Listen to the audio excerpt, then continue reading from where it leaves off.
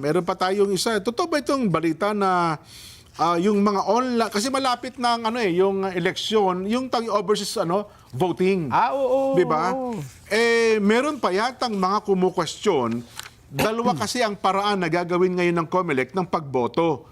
Una, yung may makina talaga. Pangalawa, yung online voting. Yes. Mukhang yung online voting ay mayroon pong mga kumu-question kung ito nga ba ay talagang dapat gamitin sa nalalapit na eleksyon. Sino ka may question? Oho. Ang kumu-question po, saan nga ba ito? PDP Laban. Ayun, yung partido. Oo. Na PDP Laban, sapagkat, ano yung katwiran nila? Sinasabi po dito na labag daw po ito sa Automated Election Law at Overseas Voting Act. Okay. Dahil doon ay wala namang binabanggit na pwedeng gumamit daw ng online voting. Ayun. Ay well, kasi mayroon tayong mga lugar na talagang may makina no? Sa overseas voting Pupunta ka. Oo. Halimbawa, di ba, pupunta ka dun sa lugar kung saan ka boboto. Oo.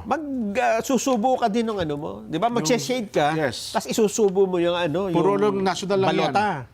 Yung iboboto, senador lang yan, tsaka party list Oo. Ngayon, ang sabi nila dito sa kanilang ipinalho sa Korte Suprema na petition for certiorari and prohibition with a prayer for a temporary restraining order and a writ of preliminary injunction, ibig sabihin gusto nilang wag gamitin ito, tutulan ng online voting overseas, ay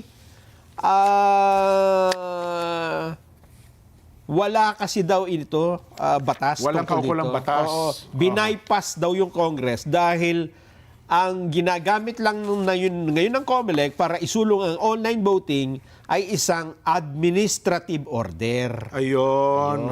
So ang sabi nila dito sa kanilang argumento, may batas na tungkol sa election, yung Automated Election Law at Overseas Absentee Voting Act.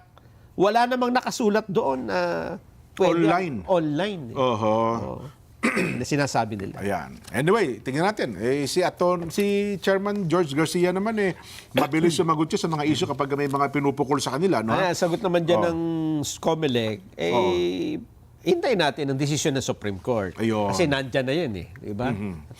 Pagtatalunan na lang doon.